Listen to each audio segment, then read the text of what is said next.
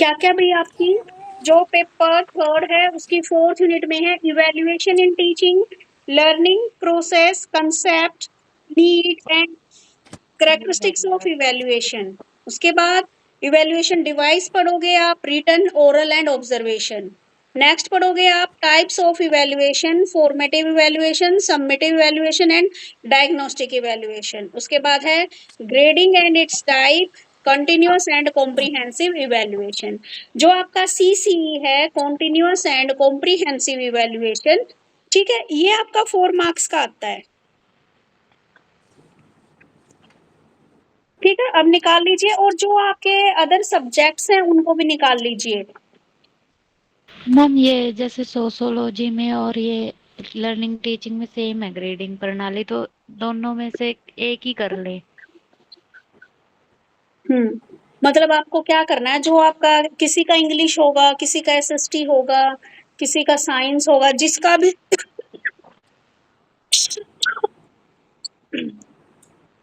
बेटा यहाँ से सामने से मत बोल। मैम कौन सा सब्जेक्ट हो रहा है? बेटा पेपर थर्ड, उधर से जाके खेल लो। लर्निंग एंड टीचिंग की 4 यूनिट और आपका जो टीचिंग सब चल रहा है इसकी तो यूनिट फोर्थ है ही, ठीक है। बाकी जो आपकी 4 टीचिंग ही है मैम। सब्जेक्ट है उनकी भी फोर्थ यूनिट। एक बार आप what do you mean by evaluation, ठीक है, इवैल्यूएशन का मीनिंग क्या है, इसकी लर्निंग प्रोसेस क्या है। Evaluation is the process of ascertaining of judging the value or amount of something by use of a standard और अप्रेजल। यानी कि जो मूल्यांकन है उसका अर्थ किसी वस्तु या प्रोसेस के मूल्य का निर्धारण करना है जो किसी स्टैंडर्ड या मूल्यांकन पद्धति के आधार पर किया जाता है। ये दे रखी है आपकी कार्टर साहब ने, ठीक है। अब बात करते हैं इवैल्यूएशन होता क्या है। इवैल्यूएशन का मीनिंग होता है भाई, जो भी स्टूडेंट है उन्होंने अपनी कितनी लर्निंग अचीवमेंट्स की हैं और जो उनके टीचिंग मेथड्स हैं वो कितने इफेक्टिव रहे हैं उनकी लर्निंग अचीवमेंट में, ठीक है। यानी कि इवैल्यूएशन में ये देखा जाता है कि जो आपके टीचर ने जो पढ़ाया है वो बच्चों ने कितना सीखा है, कितना अचीव किया, ठीक है। तो इसका इसी को क्या बोलते हैं हम, इवैल्यूएशन। ये एक प्रोसेस होती है जिसमें आपका सिलेबस, आपकी जितनी भी एजुकेशन पॉलिसीज हैं उनके क्या है डिसीजन लेने के लिए। अच्छा राखी आपने किया है, ठीक है, तो बेटा बता सकते हो।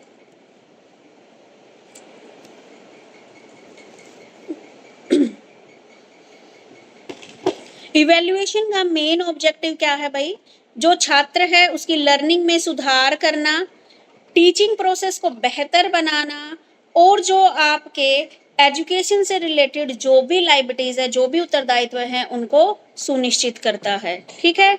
तो ये है आपका इवैल्यूएशन। मेनली बात देखी जाए तो इवैल्यूएशन क्या है, ये चेक करना है कि एक क्लासरूम में जितने भी स्टूडेंट हैं उनको सिखाई गई चीजें उन्होंने कहाँ तक सीख ली हैं, ठीक है। इसके लिए भी अलग अलग टाइप की उसका टेस्ट का यूज करते हैं। राखी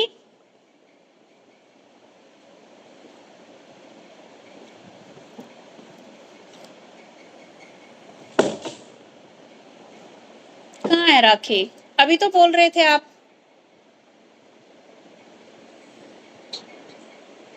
चलिए भाई, इवैल्यूएशन का मुख्य उद्देश्य क्या है, ठीक है।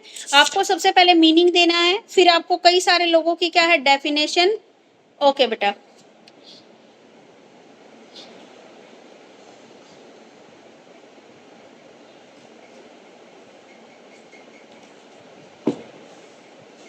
ओके ओके कोई नहीं, तब तक मैं कराती हूँ, जब आप आ जाए तो आप बता देना क्या है भाई इसमें। सबसे पहले ओके, वो बच्चे को कहाँ तक समझ में आ गया है। इवैल्यूएशन जैसे मैं आपका इवैल्यूएशन करती हूँ ना, आपके टेस्ट लेती हूँ क्लास में, आपसे बीच बीच में क्वेश्चन पूछती हूँ, तो ये सारी चीजें आप आगे पढ़ोगे, written test, oral test, observation के जरिए, ठीक है। तो ये सारे मेथड आप आगे पढ़ोगे। तो इवैल्यूएशन का मीनिंग क्लियर है सबको। Yes ma'am. ओके, उसके बाद आते हैं एम्स ऑफ इवैल्यूएशन। ठीक है, राखी आप बताना चाहते हो तो बता सकते हो, नहीं तो बेटा फिर मैं आगे करवा रही हूँ कंप्लीट। या रिजल्ट चेक करना। फॉर एग्जाम्पल, टीचर ने स्टूडेंट का टेस्ट लिया, स्टूडेंट ने 100 में से 75 मार्क्स स्कोर किए, टीचर ने डिसाइड किया कि स्टूडेंट का परफॉर्मेंस अच्छा है। ये पूरा प्रोसेस एवोल्यूशन है, क्योंकि मार्क्स देखकर परफॉर्मेंस जज किया गया है। अतः हम कह सकते हैं कि मूल्यांकन एक ऐसी व्यापक प्रक्रिया है जिसके माध्यम से सीखने वाले ने न केवल ज्ञानात्मक, भावात्मक एवं क्रियात्मक पक्ष की जांच की है, बल्कि शिक्षक की एवं शिक्षण प्रक्रिया से संबंधित सभी क्रियाओं तथा उनमें प्रयोग किए गए सभी साधन की टीचर द्वारा ब्लैक बोर्ड में डायग्राम द्वारा समझाए गए तरीके सभी का एक साथ एवोल्यूशन हुआ। अब हम पढ़ेंगे मूल्यांकन की अवधारणा। मूल्यांकन की दो धारणाएं हैं, पहला है प्राचीन धारणा, दूसरी है नई धारणा। प्राचीन धारणा के अनुसार मूल्यांकन सीमित और संकुचित थी। यह सब्जेक्ट सेंटर्ड होती थी। इसका रिजल्ट उपलब्धि से ही होता था, क्योंकि इसमें बच्चे ने क्या सीखा उसके योग्यता एवं ज्ञान के आधार पर परीक्षा ली जाती थी। इस प्रकार मूल्यांकन की पुरानी धारणा हमें उपलब्धि या अचीवमेंट के अर्थ को बताती है। अब दूसरी धारणा है मूल्यांकन की नई अवधारणा। समय के साथ साथ मूल्यांकन की पुरानी धारणा में पूरी तरह से चेंज हो गई है। अब आधुनिक मूल्यांकन धारणा अधिक एक्सटेंसिव टेक्निक द्वारा स्कूल सिलेबस का एवेल्युएट करने का प्रयास करती है। इसमें नए नए टेक्निक एवं तरीकों का उपयोग किया जाता है। अब हम पढ़ेंगे मूल्यांकन की विशेषता है। नंबर 1, वैधता अथवा विषय अनुकूलता। इससे अच्छे मूल्यांकन की पहली विशेषता इसकी विषय अनुकूलता है। इसका मतलब यह हुआ कि मूल्यांकन द्वारा केवल उस ज्ञान की ही जांच नहीं की जाए जिसके लिए परीक्षा ली गई है, बल्कि अगर बच्चे ने सब्जेक्ट को समझ के बुक के लैंग्वेज से हटकर अपनी सरल लैंग्वेज में उस कॉन्सेप्ट को क्लियर किया है, तो भी उसे अच्छे मार्क्स मिलने चाहिए। नंबर 2 है सरलता। यह भी मूल्यांकन की विशेषता है। इससे अभिप्राय यह है कि मूल्यांकन की व्यवस्था करने में किसी प्रकार की कठिनाई ना हो, वह एग्जामिनर और स्टूडेंट के लिए मुश्किल ना बन जाए। मतलब टीचर्स के द्वारा अनौपचारिक मूल्यांकन भी होता है। जैसे टीचर ने लेसन समाप्त करने होने पर वह जब बच्चे से एक दो उससे रिलेटेड क्वेश्चन बार बार पूछता है, तो वह जांच करता है कि स्टूडेंट को लेसन में से क्या समझ आया। उसके बाद वह होमवर्क देता है तथा लर्न करने के लिए भी कहता है, जैसे हमारी मैम भी हमें बोलती है आगे के लिए प्रिपेयर करने के लिए। नेक्स्ट डे उसी का ओरल या फिर रिटर्न टेस्ट लेकर हमें ये एवेल्युएट किया जाता है कि हमने क्या सीखा।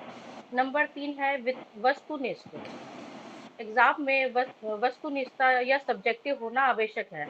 इसका अभिप्राय यह हुआ कि क्वेश्चन के आंसर निश्चित हो, यानी कि एक क्वेश्चन का एक ही उत्तर हो, कोई मल्टीपल चॉइस ना हो। इससे क्या होता है कि टीचर या जो एग्जामिनर है वो कंफ्यूज ना हो जाए कि मतलब क्या सही बच्चे ने सही समझ के सही लिखा है कि नहीं।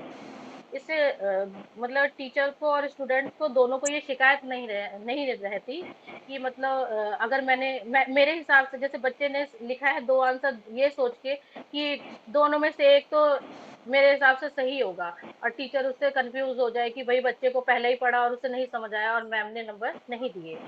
नंबर 4 है विस्तृत रूप। विस्तृत रूप होने का गुण ऐसा गुण है जिसका एक अच्छे मूल्यांकन में होना आवश्यक है, परंतु इसका प्रचलित निबंधात्मक परीक्षाओं में अभाव है। इन परीक्षाओं में सभी सालों के काम की जांच केवल 3 घंटे के थोड़े से समय में 5 या 6 लॉन्ग क्वेश्चन के द्वारा की जाती है। इसकी वजह से सिलेबस के कुछ पार्ट ऐसे ही रह जाते हैं, जिसकी जगह पर ज्यादा छोटे छोटे शॉर्ट क्वेश्चन देकर पूरा सिलेबस को कंप्लीट कवर किया जा सकता है। नंबर 5 है विश्वसनीयता। उत्तम मूल्यांकन की प्रमुख विशेषता उसकी विश्वसनीयता है। इसका अभिप्राय यह हुआ कि मूल्यांकन चाहे कोई भी करे और कभी भी करे, रिजल्ट हमेशा एक जैसा ही होना चाहिए। ऐसी आशंका या डाउट ना रह जाए कि यदि कोई और परीक्षक या एग्जामिनर एग्जाम लेता या यही एग्जामिनर किसी और टाइम में एग्जाम लेता तो रिजल्ट चेंज हो सकता था। मूल्यांकन की इस गुण के कारण स्टूडेंट को इन बात की मिले। नंबर 6 है व्यवहारिकता। एक अच्छा मूल्यांकन उसकी उपयोग की दृष्टि से पूरी तरह व्यवहार में टीचर को उचित और न्यायपूर्ण अंक देने तथा उसकी योग्यता और उपलब्धि का सही अनुमान लगाते हुए श्रेणियों या ग्रेडों में विभाजित करने में आसानी हो। नंबर 7 है निदानात्मक। अच्छे मूल्यांकन में निदानात्मक का होना भी आवश्यक है। इसका मतलब यह हुआ कि मूल्यांकन द्वारा हम छात्रों के कमियों का पता लगा सकते हैं और उन कमियों को दूर करने में सहायता कर सकते हैं। इसका उद्देश्य विद्यार्थियों को केवल यही बता देना नहीं होता कि उसमें कितनी एबिलिटी है, बल्कि इसके द्वारा उनको यह भी पता लग जाना चाहिए कि उनमें कौन सी कमियां हैं तथा उन कमियों को किस प्रकार से दूर किया जा सके। इससे स्टूडेंट्स को बेनिफिट होते हैं तथा उसकी उनकी डेवलपमेंट में भी हेल्प मिलती है। अब हम पढ़ेंगे मूल्यांकन की आवश्यकता। लर्निंग टीचिंग में एवोल्यूशन या मूल्यांकन बहुत जरूरी होता है, क्योंकि इससे पता चलता है कि टीचिंग इफेक्टिव है या नहीं है और स्टूडेंट्स ने कितना सीखा। एवोल्यूशन की आवश्यकता। Need of evolution. Number 1, evolution को मेजर करने के लिए स्टूडेंट ने क्या समझा और कितना समझा, ये एवोल्यूट करने से क्लियर होता है। नंबर 2, टीचिंग मेथड इम्प्रूव करने के लिए अगर स्टूडेंट्स को समझ नहीं आ रहा है तो टीचर अपनी टीचिंग मेथड चेंज कर सकते हैं। नंबर 3 है स्टूडेंट्स की स्ट्रेंथ और वीकनेस आइडेंटिफाई करने के लिए कौन सा टॉपिक स्ट्रॉन्ग है और कहाँ इम्प्रूवमेंट चाहिए, ये पता चलता है। नंबर 4 है फीडबैक देने के लिए एवोल्यूशन से स्टूडेंट्स को पता चलता है कि उनकी परफॉर्मेंस कैसी है और कैसे बेटर किया जा सकता है। नंबर 5 है प्रोग्रेस ट्रैक करने के लिए टाइम के साथ साथ स्टूडेंट्स की ग्रोथ या इम्प्रूवमेंट को मेजर किया जा सकता है। नंबर 6 है डिसीजन मेकिंग के लिए प्रमोशन, ग्रेडिंग, सर्टिफिकेशन जैसे डिसीजन एवोल्यूशन के बेसिस पर लिए जाते हैं।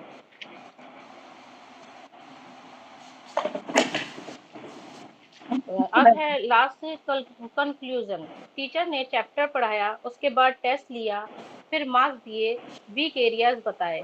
ये पूरा प्रोसेस लर्निंग को इम्प्रूव करता है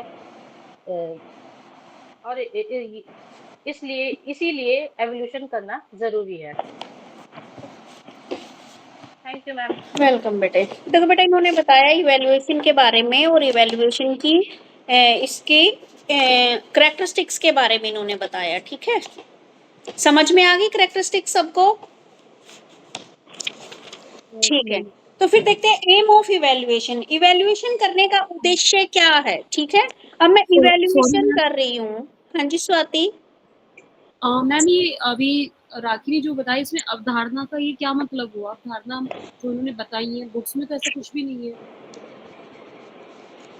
हाँ, बुक्स में तो नहीं दे रखा। राखी बताओ मीन्स अवधारणा वाला। मीन्स पहले पहले क्या मानते थे अच्छा, इन्होंने इवैल्यूएशन बोला को, कि अब क्या? बेटा पहले इवैल्यूएशन कैसे होता था आपका प्राचीन समय में, और एट मॉडर्न टाइम पे इवैल्यूएशन की क्या परिभाषा, क्या डेफिनेशन है, इसको इन्होंने बताया है। ये अवधारणा में आता है फिर? क्या? ये अवधारणा कहेंगे इसको? हाँ जी, कंसेप्ट जिसको बोलते हैं बेटा, कंसेप्ट। कॉन्सेप्ट। विचार हो हाँ जी, गए, यानी कि जैसे एक तो पहले हो के गया विचार। आपका क्लासिकल कंटेक्स्ट हो गया और एक मॉडर्न कॉन्टेक्स्ट हो गया। ठीक है, ओके मैम। लास्ट क्वेश्चन मेरा ये है मैम इसमें कि डायग्नोसिस, निदानात्मकता का एक्यूरेट मीनिंग क्या है इसका डायग्नोस करना, इंग्लिश में? डायग्नोस्टिक। डायग्नोस। Okay ma'am. मान ओके लो अब इवैल्यूएशन किया मैंने आपसे, क्या किया, टेस्ट लिया, आपका टेस्ट में आपके मार्क्स नहीं आए, तो इट मीन्स या तो मेरे पढ़ाने में कहीं कमी है या आपने कहीं पे मेहनत नहीं की।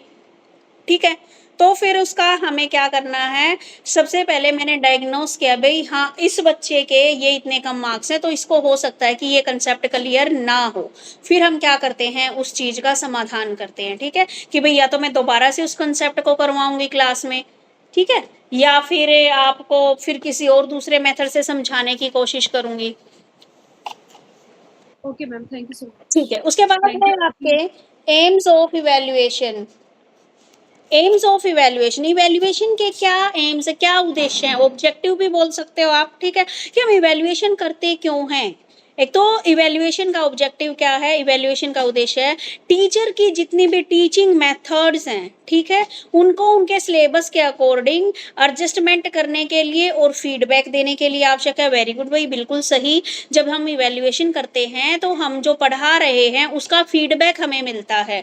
फीडबैक मिलने का मतलब मैंने जो पढ़ाया है, मैंने टेस्ट लिया बच्चों का, अगर मेरी क्लास में 20 बच्चे हैं, 20 में से अगर 18 बच्चे फेल हैं तो इसका मतलब मेरे पढ़ाने में कोई कमी है, ये फीडबैक मिला। अगर 20 में से 18 बच्चे बहुत अच्छे मार्क्स लेके आए हैं, 2 बच्चे मार्क्स नहीं लेके आए, तो इट मीन्स मेरे पढ़ाने वाले टेक्निक में या मेथड में कोई भी कमी नहीं है। 2 बच्चे क्या है, खुद से उन्होंने मेहनत नहीं की, ये हमें क्या मिलता है, फीडबैक मिलता है। यानी कि इवैल्यूएशन का एक तो मेन ऑब्जेक्टिव क्या है, फीडबैक लेने के लिए।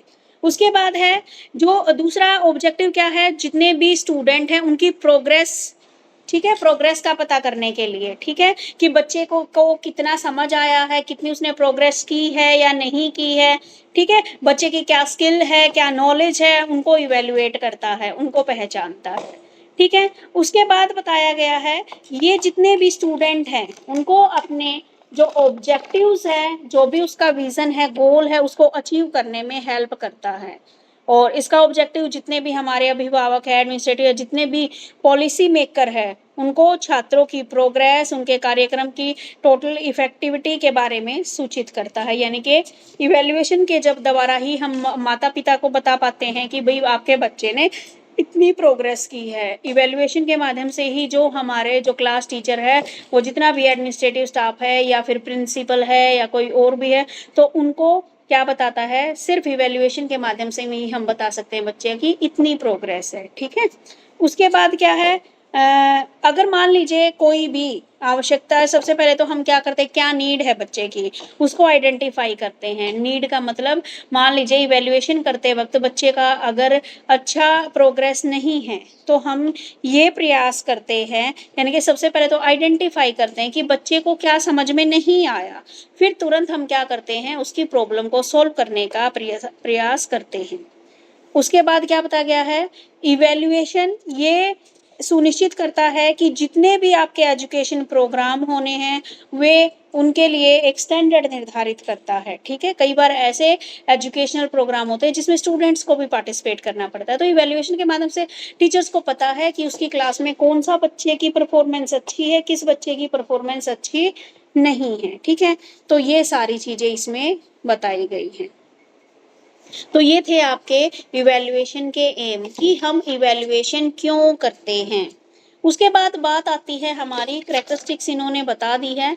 नीड ऑफ इवैल्यूएशन, इवैल्यूएशन की आवश्यकता क्यों होती है, ठीक है। इवैल्यूएशन की आवश्यकता क्यों होती है, एक तो है असाइनिंग स्टूडेंट प्रोग्रेस, स्टूडेंट की प्रोग्रेस का पता लगाने के लिए, ठीक है, इसको एक्सप्लेन कर लेना आप अपने आप। दूसरा है इम्प्रूविंग टीचिंग मेथड, अगर मेरी टीचिंग मेथड में कोई कमी है तो इसको इम्प्रूव करने के लिए। स्टूडेंट का मोटिवेट इंक्रीज कर, मोटिवेशन के लिए आप मान लीजिए टेस्ट में आज अच्छे नंबर आ गए, टीचर ने उस बच्चे को क्या वेरी गुड दे दिया, पूरी क्लास में उसकी क्या कर दी, प्रशंसा कर दी, तो बच्चा क्या करेगा, बहुत ज़्यादा मोटिवेट हो जाएगा कि अगली बार भी मैं ही सबसे ज़्यादा मार्क्स लूँगा।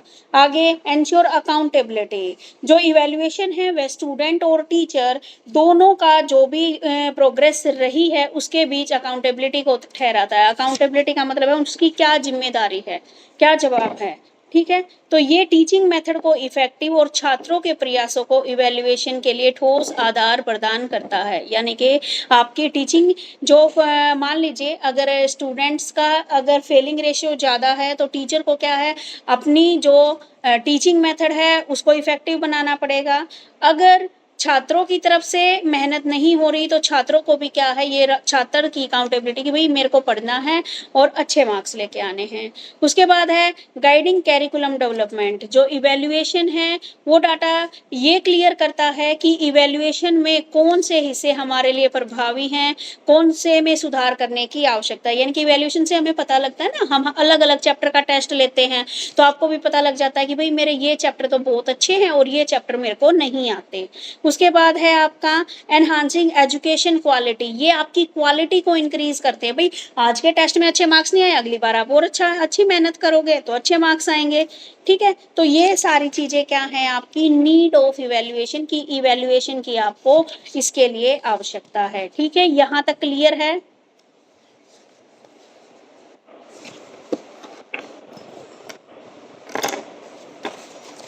वेरी गुड बेटे। और क्या क्या है, नीड हो गई और कैरेक्टरिस्टिक्स हो गई, ठीक है। फर्स्ट पॉइंट क्लियर है। उसके बाद आती है इवैल्यूएशन डिवाइस। इवैल्यूएशन डिवाइस यानी कि हम कौन कौन से तरीके से इवैल्यूएशन करते हैं। एक होता है रिटन इवैल्यूएशन, एक होता है ओरल और एक होता है ऑब्जर्वेशन। रिटन में क्या होता है, टीचर आपसे रिटन टेस्ट लेता है, आपके असाइनमेंट बनवा लिए, आपसे क्लास टेस्ट ले लिया, ठीक है।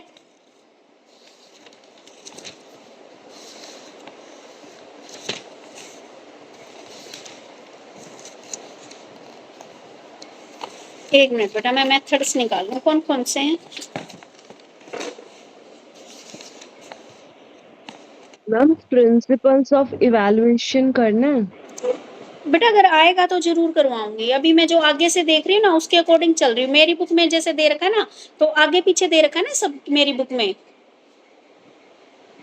ठीक है मैम। करवा दूंगी। जो जो है ना पॉइंट वो सारे करवाऊंगी। देख लेती हूँ अगर आगे पीछे कहीं पे इसमें इवैल्यूएशन के प्रिंसिपल दे रखे हो तो। Type of evaluation, evaluation device and their type. Evaluation device वे डिवाइस मेथड या टेक्निक होती हैं जिनके द्वारा हम अपने जितने भी एजुकेशनल सेटिंग्स है उसमें टीचिंग और लर्निंग के जो भी रिजल्ट हैं उनको मेजर करने के लिए उपयोग करते हैं। यानी कि इवैल्यूएशन डिवाइस का मतलब वे डिवाइस जो हम क्या है अपनी प्रोग्रेस को मापने के लिए करते हैं। इनका उद्देश्य ये निर्धारित करना है कि एक बच्चे की कितनी प्रोग्रेस हुई है, कितनी प्रगति उसने की है, कितने उसके ऑब्जेक्टिव्स को उसने अचीव किया है, ठीक है। उसका लर्निंग पर कैसा, उसकी कैसी लर्निंग है, उसका मेंटल, उसकी मेंटली मोटिवेटर और कॉग्निटिव डेवलपमेंट हुई है या नहीं हुई है। इसको इन्होंने बोला है भाई, तीन तरीके से बोला है, ठीक है। ओरल, सबसे पहले आपकी रिटन, फिर ओरल और फिर क्या है आपका ऑब्जर्वेशन मेथड, ठीक है। सबसे पहले बात करेंगे हम ओरल टेस्ट और वाइवा की, ठीक है। जो ओरल टेस्ट होते हैं उसमें एक आपका टेस्ट लेने वाला और छात्र के बीच में क्या होता है, संवाद, उनके बीच में कम्युनिकेशन होता है। ओरल टेस्ट या फिर वाइवा आपको बोल सकते हो। जैसे मैं तो क्लास में लेती हूँ ओरल टेस्ट, लेकिन जब आप प्रैक्टिकल देने आओगे तो वो क्या है आपका, वो आपकी इवैल्यूएशन का कौन सी टेक्निक है, वाइवा, यानी कि ओरल मेथड के अंदर आता है आपका वाइवा। इसमें जो आपका पेपर लेने वाला होता है, ठीक है, परीक्षक जिसको बोला है इन्विजिलेटर, और जो स्टूडेंट है उसके बीच में कम्युनिकेशन होता है। इसमें छात्र से ओरल क्वेश्चन पूछे जाते हैं और ओरल मेथड जैसे कि इंटरव्यू मेथड के जरिए, क्विज के जरिए, ग्रुप डिस्कशन के जरिए, आपस में क्या है जो भी भाषण जो प्रतियोगिताएं होती हैं, ठीक है, वर्कशॉप जो होती हैं, तो ये सारी की सारी चीजों में जहां पर ओरल मेथड का यूज किया जाता है ये क्या है आपके ओरल टेस्ट कहलाते हैं। ये स्टूडेंट की जो भी एप्टीट्यूड टेस्ट है, उसकी एप्टीट्यूड जो एबिलिटी है, उसकी लॉजिकल थिंकिंग, उसकी सोचने का तरीका, उसकी क्या है सीखने की क्षमता, उसका इवेल्युएट करते हैं, ठीक है। कि एक छात्र की मेंटल सिचुएशन को समझने के क्या होते हैं, ये अच्छे मेथड होते हैं, ठीक है। ओरल टेस्ट, ओरल टेस्ट में सिर्फ क्लास में क्वेश्चन पूछना ही शामिल नहीं है, बल्कि आपका इंटरव्यू मेथड, कोई भी क्विज होता है, ग्रुप डिस्कशन होता है, आपके बीच में कोई भी डिबेट होती है, कोई भी आपका भाषण प्रतियोगिताएं होती हैं, कोई भी आपकी वर्कशॉप वगैरह होती हैं, तो वहां पर क्या होता है आपका ओरल टेस्ट होता है। यानी कि इस तरीके से आप बोल कर क्या कर रहे हो, कुछ व्यक्त कर रहे हो या जो आपसे पूछा जा रहा है उसका आंसर आप दे रहे हो। इससे क्या क्या होगा, एक तो आपका कॉन्फिडेंस बिल्डअप होएगा। अगर आप किसी वर्कशॉप में या किसी भाषण प्रतियोगिता में आप बोल रहे हो तो आपके अंदर एक तो कॉन्फिडेंस इंक्रीज होता है, दूसरा आपकी जो लॉजिकल थिंकिंग है, आपके सोचने का तरीका, आपके सीखने की क्षमता, सारे के सारे इससे इफेक्टिव होते हैं, ठीक है। सबसे पहले मुझे बताइए ओरल टेस्ट समझ में आ गया? यस मैम, एक बार हिंदी में पॉइंट बता दिया करो मैम, जैसे वैसे समझ में तो आ जाता है, पर पॉइंट है ना इसमें अलग अलग मैम हिंदी में दे पेज रखे हैं। नंबर 156। बेटा मेरी में तो 273 है, अब कहाँ कहाँ से मैच करोगे ये बताओ, किसी के नहीं में। मैम, हमारी जो बुक है, 147 हमारी जो बुक है, तो मैम आपका कहने का मीनिंग ये ना कि ओरल ओरल टेस्ट और ओरल एग्जामिनेशन दोनों सेम चीज है ना? हाँ जी, इवेल्युएशन का मतलब तो यही है ना, ओरल एग्जामिनेशन बोल लो उसको या ओरल टेस्ट बोल लो, तो उसमें भी इसने अलग अलग टाइप बता दिए कि आप इसमें क्या करते हैं, हम क्वेश्चन पूछते हैं, अब आप प्रैक्टिकल देने आओगे, वो भी आपका ओरल टेस्ट है, आपका इवेल्युएशन कर रहे हैं कि आपको कितना आता है, तभी तो आपके मार्क्स लगाएंगे वो 50 में से।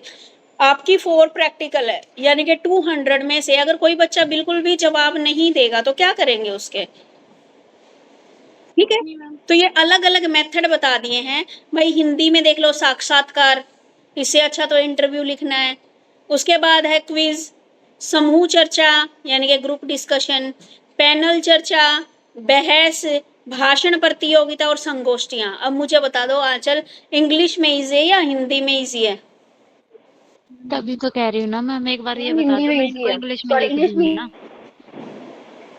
जैसे मैम इंग्लिश में पॉइंट लिख लूंगी मैं, अब इसमें पता नहीं क्या क्या दे रखा है, संकलनात्मक नहीं मूल्यांकन। नहीं, आपकी बुक में आंचल आप है ना 156 पेज देखो, हिंदी के अंदर पूरा एक्सप्लेन किया हुआ है, वहां पे पॉइंट्स में नहीं दे रखा, एक बार आप चेक तो करो। यहाँ पे हिंदी की बुक में टॉपिक को अलग अलग डिफाइन करा हुआ है, अलग अलग पेजेस पे 156। हाँ हाँ मैं समझ गई, मैं इसीलिए तो पूछ रही थी मैम से, ताकि मैं उसकी इंग्लिश लिख लूँ उनके वही है साथ। ओरल एग्जामिनेशन, मैम हाँ सही हाँ कह रही है। ओरल एग्जामिनेशन, ठीक है। हाँ बेटा कुछ तो ये तुम्हारे बहुत सारी ये प्रयोगात्मक परीक्षाएं, ऐसी परीक्षाएं, ये भी तो कंफ्यूज कर रहे हैं ना, इसमें आपके हिंदी के बिल्कुल स्टीक जो हिंदी बोलते हैं ना, प्योर हिंदी, उसके वर्ड दे रखे हैं आपकी बुक में।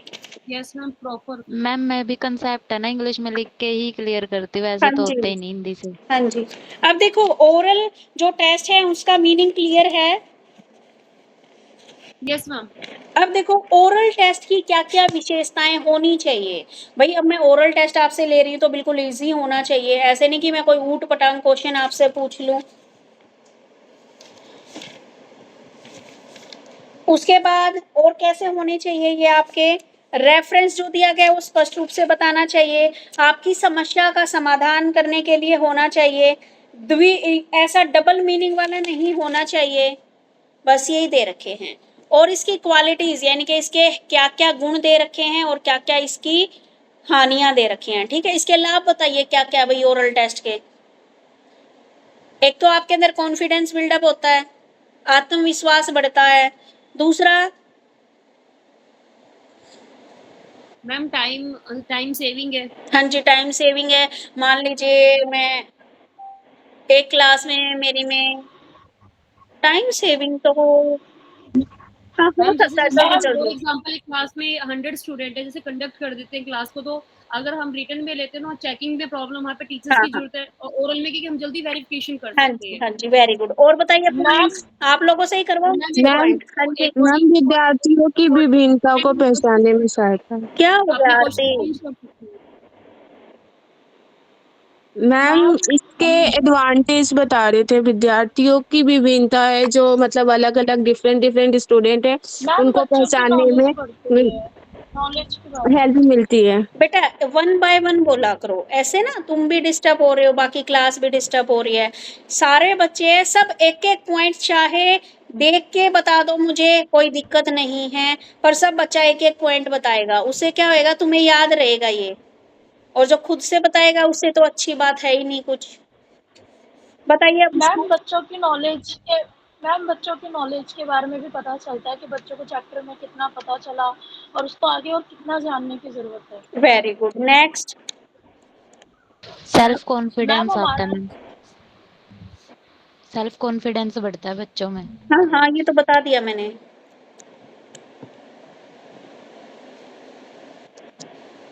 मैम टीचर को बच्चों को ऑब्जर्व करते हैं, वो जो ओरल टेस्ट देते हैं कि कौन बच्चा को कितना समझ में आया है, ये इसके थ्रू, ओरल टेस्ट बेटा के थ्रू। ऑब्जर्वेशन टेस्ट तो अलग आएगा। मैम इससे स्टूडेंट की एंगेजमेंट बढ़ती है क्लास में। हाँ जी, अब जैसे तुम बोल रहे हो ना, तो एक्टिवनेस आ रही है तुम्हारे अंदर, ठीक है?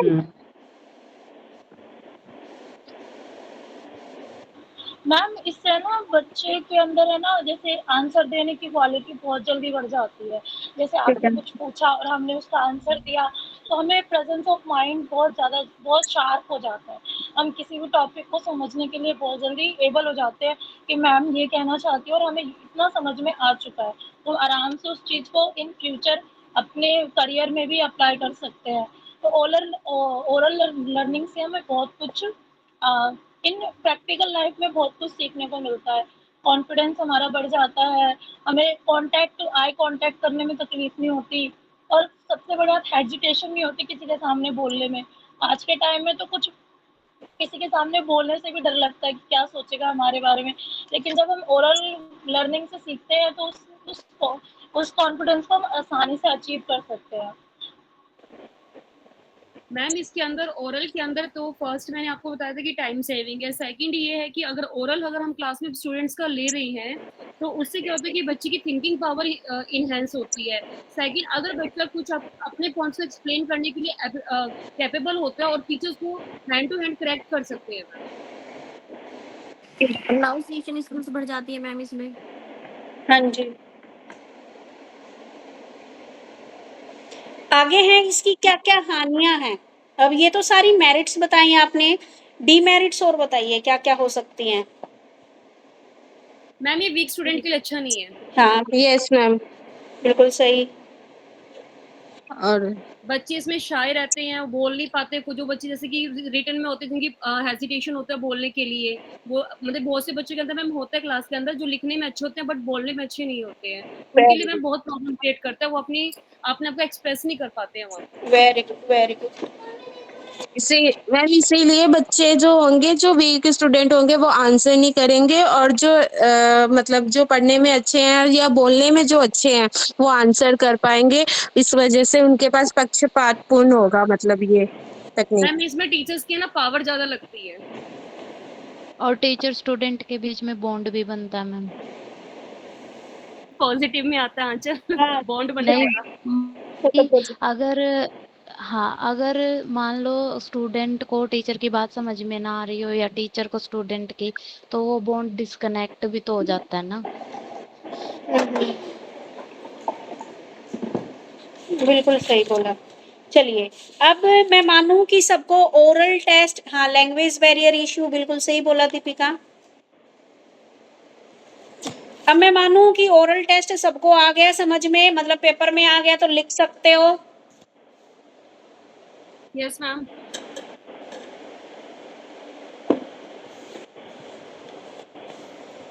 ठीक है, अब आ जाते हैं हम रिटन टेस्ट के ऊपर। रिटन परीक्षा में छात्र को क्या है, एक क्वेश्चन पेपर दिया जाता है और उस क्वेश्चन पेपर के आधार पर बच्चा क्या करता है, अपने आंसर्स देता है। इसे में हम क्या करते हैं, सीट का यूज करते हैं, पेन का यूज करते हैं, पेंसिल का यूज करते हैं, पेपर का यूज करते हैं। ठीक है, ये क्या है, यह इवेल्युएशन स्टूडेंट की जो राइटिंग स्किल्स है और उसके जो विचार हैं उनको प्रस्तुत करने की क्षमता को मापता है। अब देखो, आप ओरल में तो इतना नहीं बता सकते जितना आप लिखने में एक्सप्रेस कर सकते हो। ठीक है, तो ये क्या कहलाती है, आपकी रिटन टेस्ट कहलाते हैं। और रिटन टेस्ट 3 प्रकार के होते हैं। ठीक है, यानी कि 3 प्रकार के क्वेश्चन आपसे इसमें पूछे जाते हैं। ऐसे टाइप क्वेश्चन होते हैं, शॉर्ट आंसर टाइप क्वेश्चन होते हैं, ऑब्जेक्टिव टाइप क्वेश्चन होते हैं। ठीक है, तो सबसे पहले बताया गया है आपका ऐसे टाइप क्वेश्चन। ये क्या होते हैं, लॉन्ग क्वेश्चन होते हैं। इसमें छात्रों के जो विचार हैं वो पूरी तरह से, यहाँ पर एक कंसेप्ट को लेकर अपने विचार पूरी तरह से आराम से 1 2 3 जितने पेजेस में वह करना चाहता है दे सकता है। शॉर्ट आंसर टाइप क्वेश्चन में उनको क्या है, बिल्कुल संक्षिप्त और सटीक आंसर उनको देना होता है 100 से 200 वर्ड में। ठीक है, उनको जो स्पेसिफिक नॉलेज है या एग्जाम्पल है वही यहाँ पर दिया जाता है। एक्स्ट्रा चीजें नहीं लिखनी, एक्स्ट्रा चीजें आप कहाँ पर लॉन्ग क्वेश्चन में लिख सकते हो। उसके बाद आते हैं objective type question. Objective type में आपके क्या हो गया, 1 वर्ड क्वेश्चन आ गए, आपके फिलअप्स आ गए, एमसीक्यू टाइप क्वेश्चन आ गए, ट्रू फॉल्स आ गए, आपके मल्टीपल चॉइस क्वेश्चन आ गए, मैच इट आ गए आपके, ठीक है, तो ये सारे टाइप के क्वेश्चन किसके अंदर आते हैं, आपके ऑब्जेक्टिव टाइप क्वेश्चंस में आते हैं। ठीक है, क्लियर है। Yes ma'am. अब इसके मुझे लाभ और हानियां बताइए। मैम ग्रुप जैसे बहुत बड़े जैसे हॉल में, जैसे कॉलेजेस के अंदर, यूनिवर्सिटी के अंदर एग्जाम्स होते हैं, वहाँ पे ओरल इजी नहीं है, वहाँ पे रिटर्न होता है कि एक बार क्वेश्चन पेपर सेट किया, बच्चों को एक वन टाइम में ले लिया, टाइम सेविंग है मैम। नहीं, और स्टूडेंट की जो राइटिंग स्किल्स है वो इम्प्रूव होता है। मैम बच्चों की कल्पना शक्ति का विकास होता है, इमेजिनेशन पावर का विकास होता है और हम मैम हम लिखने इसमें से। रिकॉर्ड्स भी रख सकते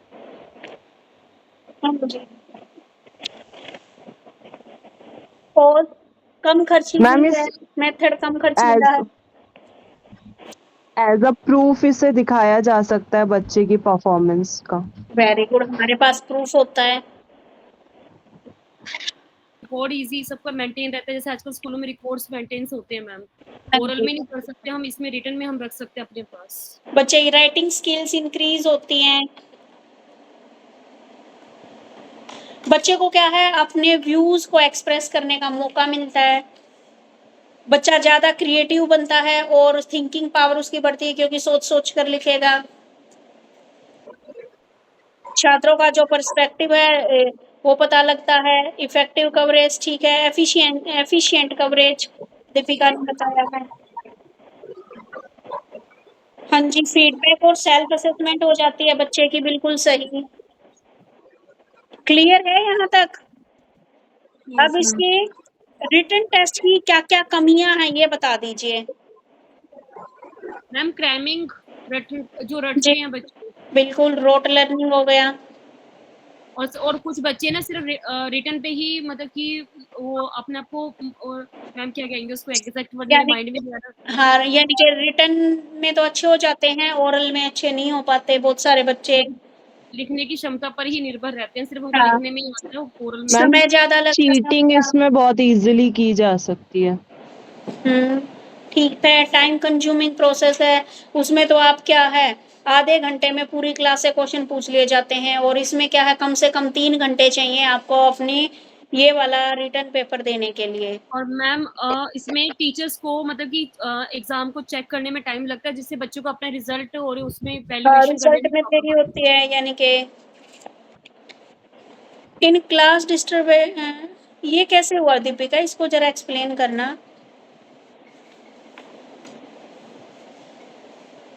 और एक है वही आपकी अनैतिकता को प्रोत्साहन। अनैतिकता को प्रोत्साहन यानी कि कुछ बच्चे क्या है, चीटिंग करके एग्जाम करते हैं। केवल 5-6 विद्यार्थी क्लास में पढ़ के आ जाते हैं, बाकी जो उनके फ्रेंड है वो देख के चीटिंग करके एग्जाम दे देते हैं। क्योंकि ओरल में तो क्या है, इंडिविजुअली क्वेश्चन पूछे जाते हैं, और इसमें क्या है, बच्चे आपस में एक दूसरे की चीटिंग भी कर सकते हैं।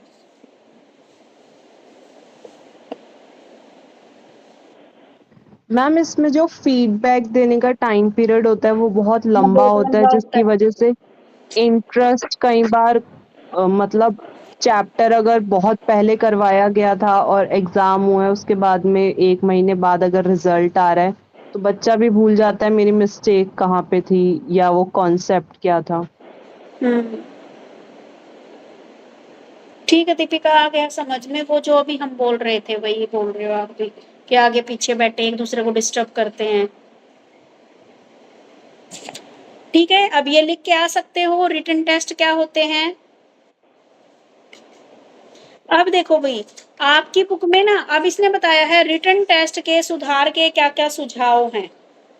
क्या क्या सुझाव हैं भाई, जो प्रश्नों का है विस्तार होना चाहिए। हमें ये नहीं कि ओनली 3 क्वेश्चन दे दिए, नहीं, हमें अलग अलग टाइप के क्वेश्चन उसके अंदर सेट करने हैं। प्रश्नों की परीक्षा में प्रश्न अधिक संख्या में लिखे जाएं। जो भी क्वेश्चन दिए जाएं वो आपके सिलेबस को ध्यान में रखकर तैयार किया जाए।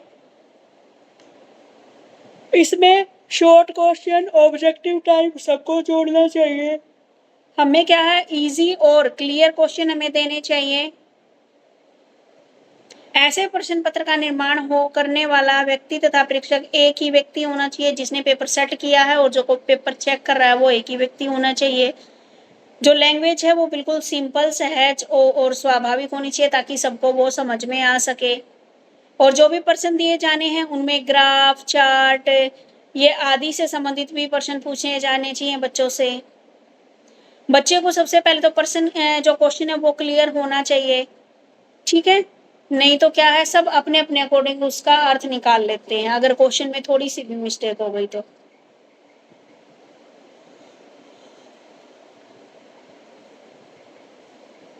अब क्या है, गाइडलाइंस जारी करनी चाहिए जब भी आप पेपर स्टार्ट करते हो तो उससे पहले सामान्य निर्देश दिए होते ना, तो वो होने चाहिए, ठीक है। आगे बात समझ में? मैम कई बच्चे जैसे लिखने में इंटरेस्ट रखते हैं, कोई ओरल में, तो कैसे करें उनका? जैसे कॉम्बिनेशन हो जाता है क्लास में, तो कैसे?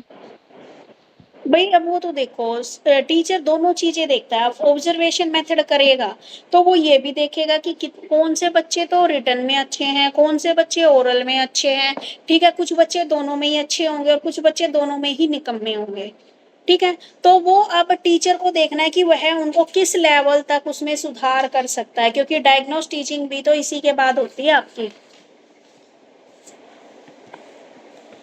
Okay ma'am. ठीक है, अब मेरे को बताइए ये क्लियर है रिटन टेस्ट? यस इसके मैम। बाद आते हैं हमारे ऑब्जर्वेशन मेथड। ये तीनों कराने के बाद आपकी बुक का बताऊंगी। आपकी बुक में जो दे रखे हैं वे क्वालिटेटिव टेस्ट और क्वांटिटेटिव टेस्ट की फॉर्म में दे रखे हैं, ठीक है। तो उसमें आपके क्वांटिटेटिव टेस्ट जो आपका ओरल है और ऑब्जर्वेशन है वो तो क्वालिटेटिव बताया है, और जो आपका रिटन टेस्ट है उसको क्वांटिटेटिव बताया है, ठीक है। यानी कि रिटन टेस्ट में आपको नंबर मिलते हैं ना, अभी इसमें तो नंबर नहीं मिल रहे आपको जो मैं ओरली क्वेश्चन पूछ रही हूँ या ऑब्जर्वेशन कर रही हूँ।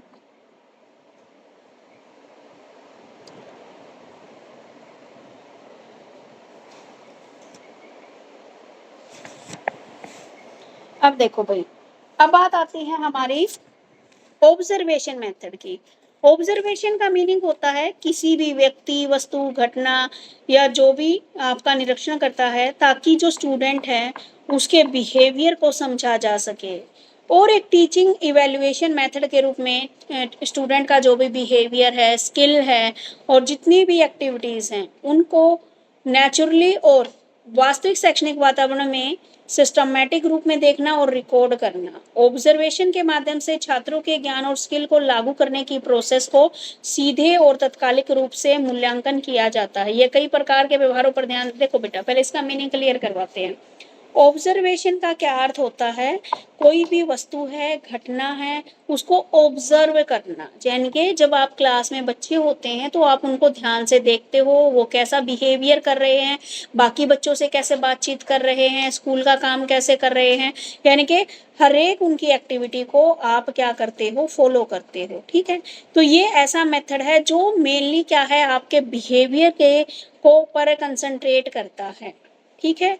कि आपकी सोशल स्किल कैसी है, आपका पर्सपेक्टिव कैसा है, आपकी बिहेवियरल एबिलिटीज कितनी है, कैसी हैं, ठीक है। तो इससे जितने भी टीचर्स हैं उनके छात्रों, इसमें शिक्षकों को छात्रों के कार्य और उनके संदर्भ को समझने में मदद मिलती है। यानी कि जो टीचर होते हैं उनको बच्चों ने क्या काम किया है, क्या उनके एजुकेशनल ऑब्जेक्टिव, उनको समझने में हेल्प मिलती है कि बच्चा किस स्तर तक पढ़ सकता है या किस स्तर तक नंबर लाके आ सकता है। तो ये सारी चीज़ें किसके अंदर आती हैं, आपकी ऑब्जर्वेशन मेथड, जिसमें क्लास में टीचर एक बच्चे को के ऊपर नज़र रखता है और देखता है क्या बच्चे ने सीखा है, क्या बच्चे ने नहीं सीखा है। ये सारी बात ये किसके अंदर आती है, हमारी ऑब्जर्वेशन मेथड के अंदर। अब इसने क्या है, ऑब्जर्वेशन मेथड में 2 स्टेप्स को फॉलो किया है। एक तो है आपका planning and preparation for observation, execution of the observation task. सबसे पहले तो हम तैयारी करते हैं ऑब्जर्वेशन की, और दूसरा काम क्या करते हैं, जो ऑब्जर्वेशन कार्य है उसका निष्पादन, यानी कि उसको उसका अप्रेजल माप कर देखते हैं उसको। सबसे पहले हमने प्लानिंग तैयार की कि हम किस प्रकार से ऑब्जर्वेशन करेंगे हमारी क्लास में। तो सबसे पहले बात आती है आपकी इवैल्यूएशन के लिए कुछ स्पेसिफिक बिहेवियर, घटना और एक्टिविटी या सिचुएशन की पहचान करते हैं हम। सबसे पहले तो क्या है कि विशेष प्रकार का क्या अलग बिहेवियर स्टूडेंट्स कर रहे हैं, ठीक है, क्या-क्या घटनाएँ, क्या-क्या एक्टिविटीज़ मेरी क्लास में करवाई जा रही है और उन एक्टिविटीज़ में कितने बच्चों का कितना पार्टिसिपेशन है, ये सारी बातें हम आइडेंटिफाई करते हैं, ठीक है। दूसरा, कौन-कौन से मेथड को हम यूज़ कर रहे हैं, ये देखते हैं। तीसरी बात हम ये देखते हैं कि हमारा जो इन्वायरमेंट है वह पढ़ने योग्य है या नहीं है, यानी कि मान लीजिए आप ऐसे इन्वायरमेंट में हो जहाँ पर शोर-शराबा बहुत है तो आप कंसंट्रेट नहीं कर पाओगे। ये क्या है आपके ऑब्जेक्टिव, ये देखना चाहिए कि जो भी हम ऑब्जर्वेशन कर रहे हैं उसके परिणाम कैसे होने चाहिए, ऑब्जेक्टिविटी होनी चाहिए उसमें और ये वे वैलिडिटी उसमें होनी चाहिए। तो ये बताया इसने प्लानिंग के ज़रिए कि हमें क्या-क्या करना है। उसके बाद ऑब्जर्वेशन मेथड का क्या हम रिजल्ट देंगे।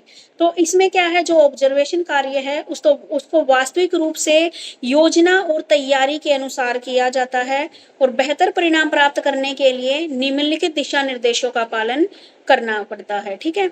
इसमें व्यक्ति तथा छात्र को ये नहीं पता होना चाहिए कि उसे देखा जा रहा है ताकि उसके व्यवहार में स्वाभाविकता बनी रहे। इसने बोला है भाई देखो भाई वर्क परफॉर्मेंस अप्रेजल कैसे करेंगे अब ऑब्जर्वेशन के अंदर।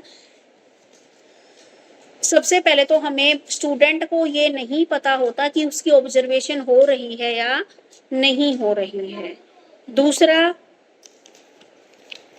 दूसरा जो क्लास में कैमरा लगाए जाते हैं आजकल। हाँ जी, ये भी ऑब्जर्वेशन मेथड है आपका। कैमरे के ज़रिए आप क्या है उनके ऊपर ऑडियो और वीडियो दोनों चीज़ आप देख सकते हो, ठीक है। ऑडियो रिकॉर्डिंग, वीडियो रिकॉर्डिंग का उपयोग किया जाता है। पेरेंट्स को इन्वॉल्व किया जा सकता है मैम ऑब्जर्वेशन में? बेटा पेरेंट्स को कैसे किया जाएगा? नहीं, बिल्कुल भी नहीं। आप बताओ मेरे को मेथड बताओ कैसे। अब कितने कितने सारे बच्चों के पेरेंट्स को ऑब्जर्वेशन के लिए लेके आएँगे? यस, इसमें मैं बता सकती हूँ जैसे जैसे मैम पीटीएम वगैरह? प्ले में बेटा स्कूल था। पीटीएम में ना रिजल्ट बताया जाता है, बच्चे की परफॉर्मेंस जो हमने इवैल्यूएशन कर लिया ना, उसके बाद का टास्क देते हैं हम पीटीएम में कि भई हमने ऑब्जर्व किया आपके बच्चे के अंदर ये कमी है, ये क्लास में शरारत करता है या और कुछ करता है।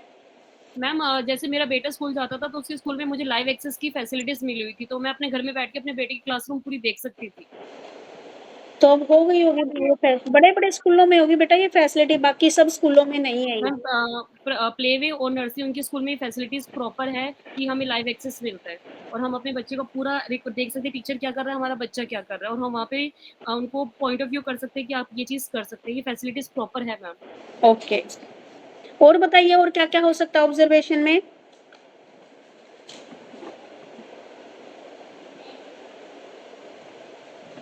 साथ-साथ में बच्चे की चेकलिस्ट तैयार कर लेना। चेकलिस्ट का मतलब ये हो गया कि बच्चे ने कैसा बिहेवियर किया है, कहाँ-कहाँ पर कमी है, उनको साथ-साथ में हम क्या कर रहे हैं, नोट डाउन करते जा रहे हैं।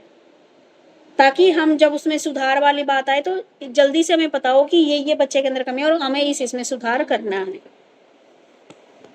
और एक लार्ज लेवल पे अगर जैसे पीटीएम होते तो हम उनके पेरेंट्स के सामने पूरा क्लेरिफिकेशन अच्छे से कर सकते हैं। जैसे कुछ पेरेंट्स होते हैं एक्सेप्टेबल नहीं होते हैं कि उनका बच्चा ये कर रहा है, तो हम उनको दिखा सकते हैं ma'am. I think maybe not sure. Hmm.